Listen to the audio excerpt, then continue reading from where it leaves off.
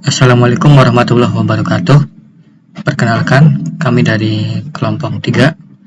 Di sini kami akan mempresentasikan hasil diskusi kami mengenai tanggapan kasus di ruang kelas. Oke, pertama perkenalkan, saya Jeffrey Pianto. Langsung saja kita mulai. Nah, untuk kasus pertama, bayangkan jika Anda adalah seorang guru matematika di kelas 7.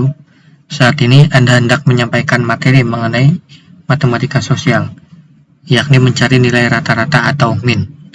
Untuk memudahkan peserta didik dalam memahami pembelajaran, Anda mencoba untuk membuat urutan atau langkah-langkah yang perlu diikuti oleh peserta didik agar dapat mencari nilai rata-rata pada sebuah soal.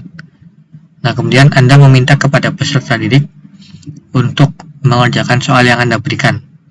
Nah, hasilnya adalah peserta didik mampu mengerjakannya dengan benar, sesuai dengan langkah yang telah diberikan.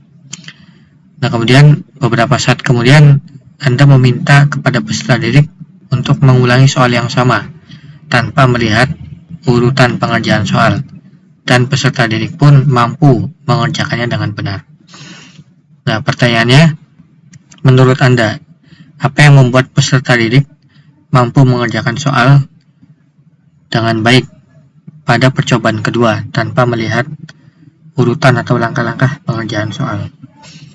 Nah, kemudian yang kedua, sebagai seorang calon guru, nah, dalam kegiatan belajar yang seperti apa metode seperti ini dapat diterapkan? Oke, kemudian tanggapan kasus 1. Yang pertama, menurut hasil diskusi kami peserta didik ini telah mampu memahami soal dan cara pengerjaannya lewat contoh yang diberikan. Kemudian peserta didik ini mampu memahami langkah-langkah pengerjaan soal yang telah dicontohkan. Nah, mengapa peserta didik ini dikatakan telah mampu memahami? Nah, karena dalam pembuatan soal kami menggunakan sebuah kata kerja operasional, yakni tentang memahami. Nah, dalam kasus ini perlu diperhatikan bahwa ada yang namanya lower order thinking skill atau kemampuan berpikir tingkat rendah, dan high order thinking skill atau HOTS atau kemampuan berpikir tingkat tinggi. Nah, dalam soal yang diberikan ini kami memberikan soal pada tahap memahami. Nah, sehingga pada tahap memahami ini ada beberapa kata kerja operasional yang bisa diterapkan atau bisa diberikan dalam soal. Nah, ketika peserta didik ini melihat atau membaca soal gitu dan memahami kata kerja operasional ini, ya maka tentu peserta didik ini akan cepat memahami soal yang diberikan. Begitu juga peserta didik ini akan langsung cepat bisa memahami apa saja yang harus dikerjakan atau apa saja langkah-langkah yang harus dikerjakan. Sehingga dengan begini peserta didik ini mampu gitu, melihat mengerjakan soal tanpa melihat contoh atau langkah-langkah pengerjaan yang telah diberikan sebelumnya. Nah, kemudian yang kedua, model pembelajaran apa sih yang tepat diterapkan untuk metode seperti ini?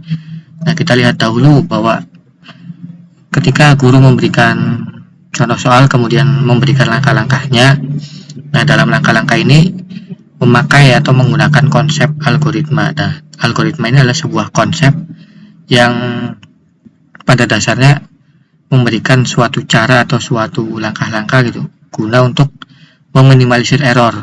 Artinya bahwa langkah-langkah yang diberikan itu harus logis dan harus sesuai atau harus runtut dari awal sampai akhir.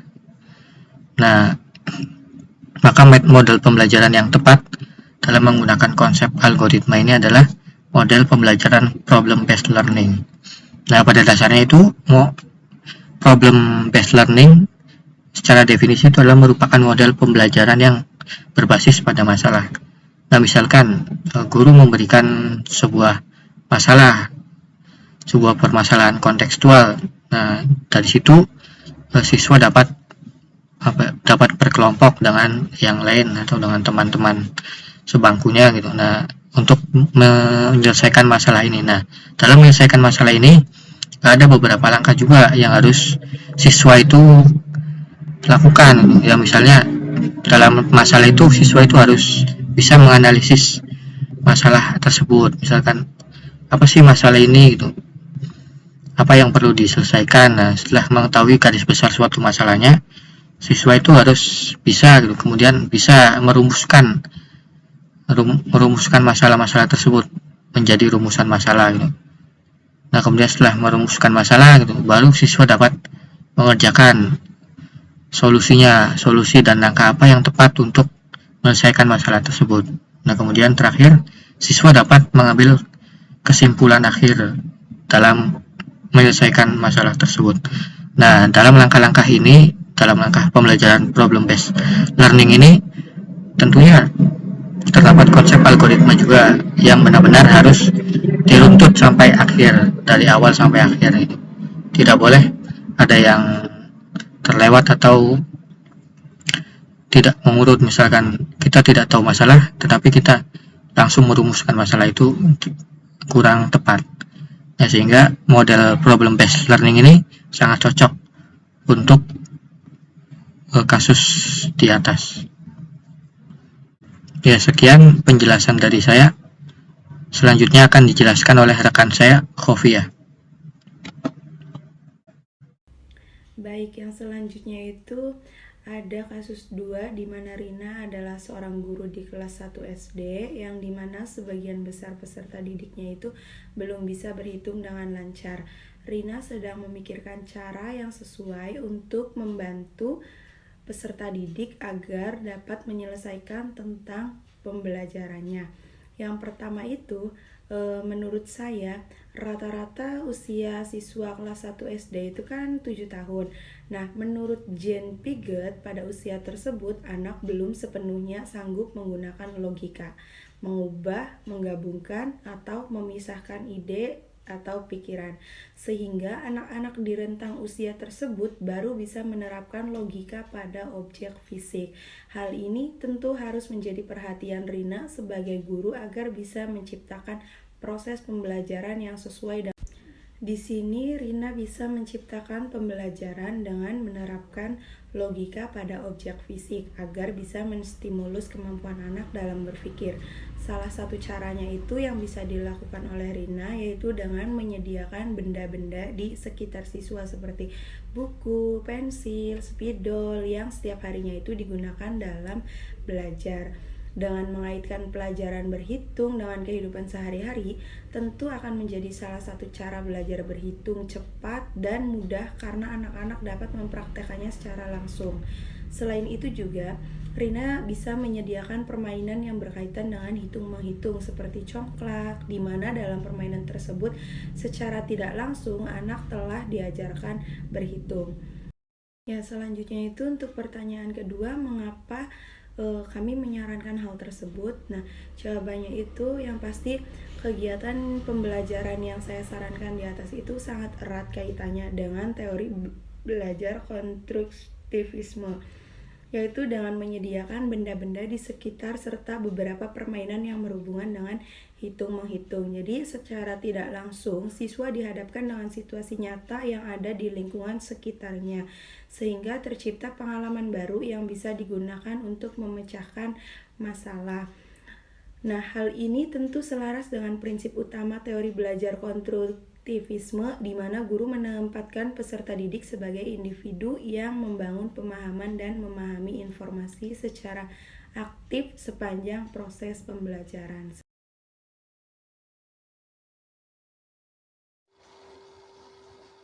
Assalamualaikum warahmatullahi wabarakatuh. Kembali bersama kelompok kami, yaitu Mas Sepri dan Mbak Khofia.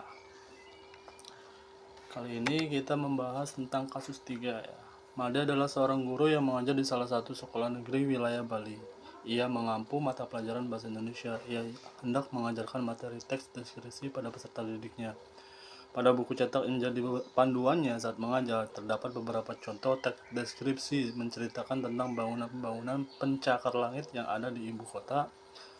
Dengan memperhatikan latar belakang setiap peserta didiknya, Made pun mencoba untuk memberikan berbeda. Ia memberikan contoh teks deskripsi tentang pantai dan makanan khas Bali. Pertanyaannya, menurut Anda, apakah pertimbangan dan keputusan Made sudah sesuai? Mengapa demikian? Pak Made sudah sangat sesuai karena dalam pemahaman konteks deskripsi adalah menggambarkan suatu objek, di mana objek yang ditempati dia itu adalah Bali, yakni makanan dan pantai Bali.